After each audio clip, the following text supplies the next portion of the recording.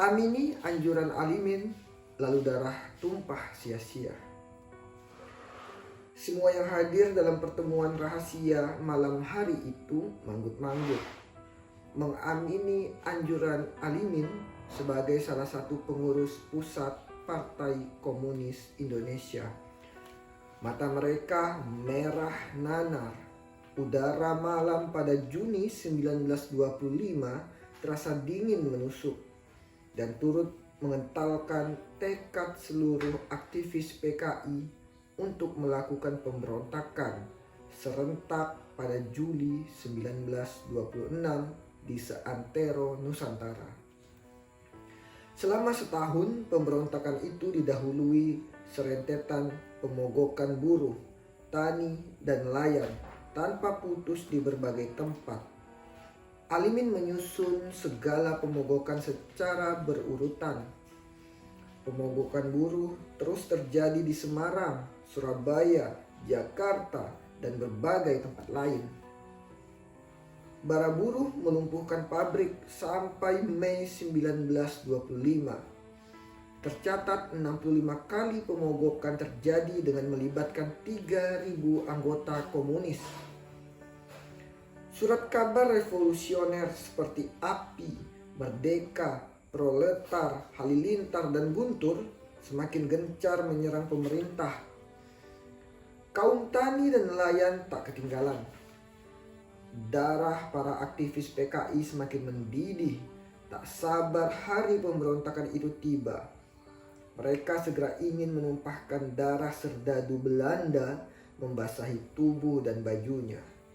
Sebagaimana pada perang Bharatayuda, Bima sangat haus menenggak darah Dursasana. Sebagaimana Drupadi yang ingin mencuci rambutnya dengan darah Dursasana. Di ujung tahun 1925, ditiup angin basah bulan Desember, pemimpin PKI mengadakan pertemuan di Prambanan yang dipimpin oleh Alimin.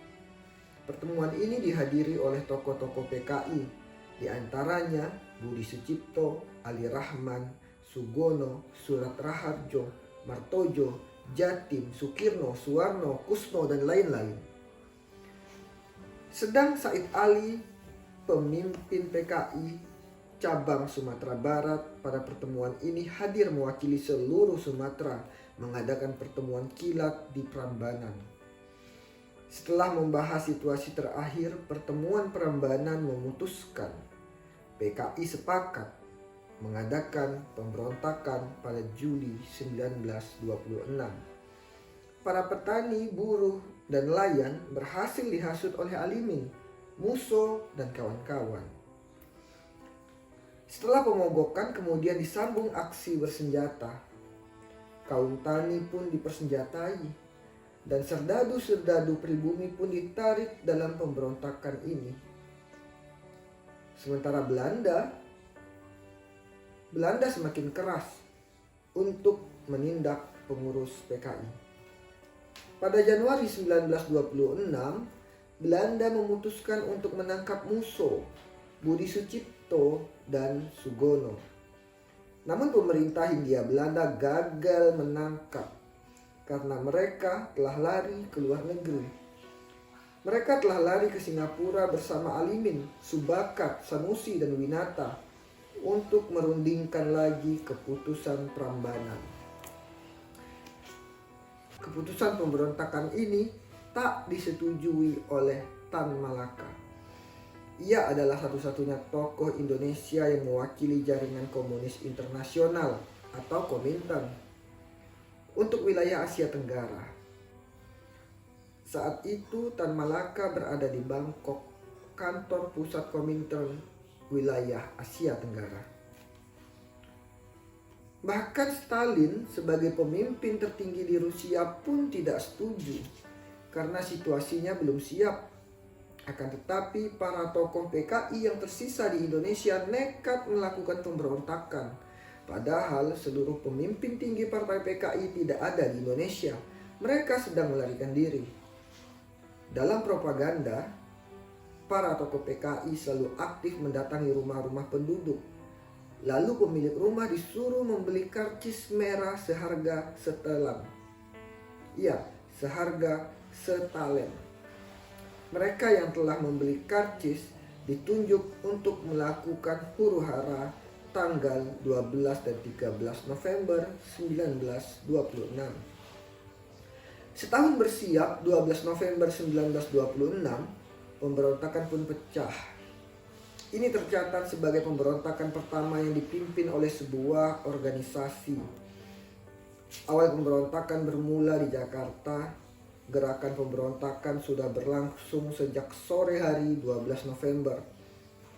Menjelang tengah malam, gerakan pemberontakan sudah bergerak menyerang polisi, merusak sambungan telepon dan menyerbu penjara Glodok. Ratusan orang juga menyerang polisi di daerah Mester Cornelis atau Jatinegara.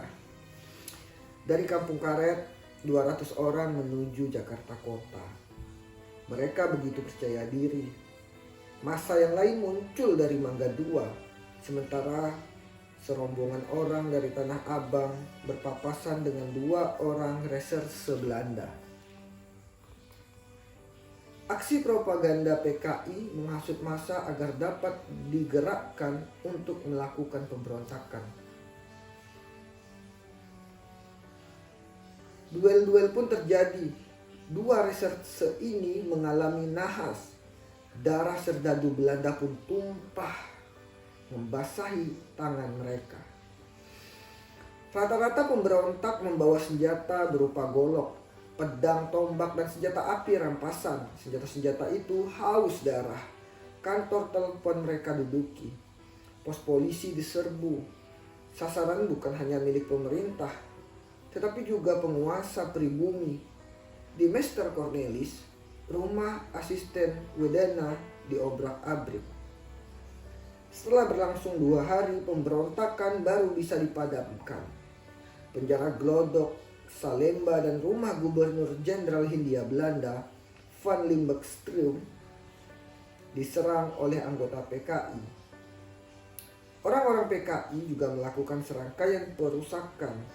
Kantor dan telegraf diserang. Rel kereta api di Banten dirusak dan dibongkar. Pemberontakan serupa juga terjadi di Tangerang, Banten, Priangan, Solo, Banyumas, Pekalongan, Kediri, Surakarta, dan Sumatera Barat. Pemberontakan paling keras terjadi di Priangan dan Banten. Di kedua daerah itu, momen pemberontakan bertemu dengan keresahan luas di kalangan kaum tani. Sebagian besar pemberontak hanya bersenjatakan pisau dan kelewang. Hanya sebagian kecil yang menggunakan senapang. Mereka seolah muncul begitu saja. Massa berbondong-bondong membawa senjata, tak takut bermuka-muka dengan aparat kolonial. Anyir darah memenuhi udara. Di Priangan Tengah, kader PKI melakukan serbuan pada jam 9.30 malam, menyerang pos polisi di Nacik. Seorang agen polisi yang mencoba memberikan perlawanan terhadap kaum pemberontak mendapat luka-luka. Pada malam itu, kaum pemberontak membongkar rel kereta api Rancaike untuk mencegah lalu lintas kereta api yang mengangkut serdadu. Di Batu Jajar, kaum pemberontak juga menyerbu rumah kepala desa dan dibakar bersama rumahnya. Pemberontakan juga terjadi di Cimahi. Jembatan yang menghubungkan jalan dari Garut ke Bandung dirusak. Juga jembatan di Cilis.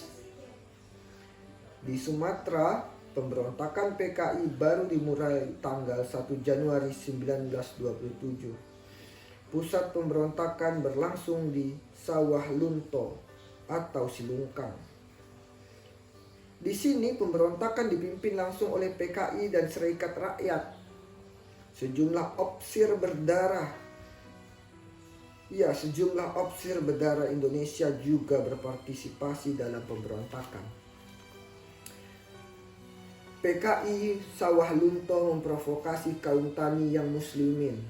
Dari pemberontakan, PKI melakukan tipu muslihat dengan mengeksploitasi penderitaan para petani Sesungguhnya PKI hanya mengumpankan kepada Belanda. Orang-orang PKI mengatakan apabila memberontak akan datang kapal terbang Angkatan Udara Turki ditugaskan oleh Kemal Atatürk membantu pemberontakan. Namun itu hanya isapan jempol belaka. Di pagi buta yang becek awal 1927, kaum pemberontak di Silungkang, Sumatera Barat akhirnya mengikuti jejak rekan-rekan mereka di Banten yang meletuskan pemberontakan pada pertengahan November 1926. Mereka menyerang kedudukan pemerintah. Sasaran utama adalah menangkap dan membunuh pejabat pemerintah, pejabat pribumi dan kulit putih. Mereka merusak sejumlah instalasi publik seperti stasiun dan kantor pos. Juga berencana membakar instalasi tambang batu bara dan menyerang semua simbol rezim kolonial di kota itu. Gerakan pemberontakan itu dapat dipatahkan hanya sebagian kecil sasaran yang terpenuhi. Selebihnya menyisakan perhara berkepanjangan. Pemberontakan di Jawa,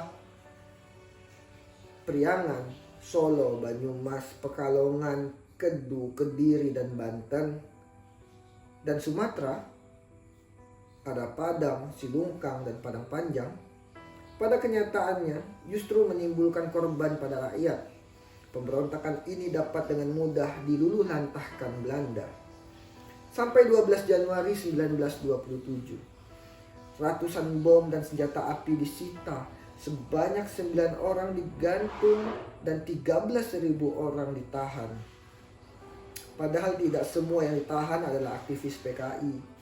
Banyak di antara mereka adalah petani, buruh, dan nelayan muslim yang terkena hasutan. Kebanyakan mereka dibuang keluar Sumatera Barat termasuk ke Digul. Mereka berakhir sebagai pesakitan di terali penjara, diiringi tangis tak henti para istri, serta nestapa nasib anak-anak mereka yang yatim. Sementara seluruh petinggi PKI seperti Musso, Alimin, Darsono, dan lainnya menghilang dari Indonesia tak jelas rimbanya. Halaman 31, Banjir Darah, Anak Afifi, Tawaf Zuharon.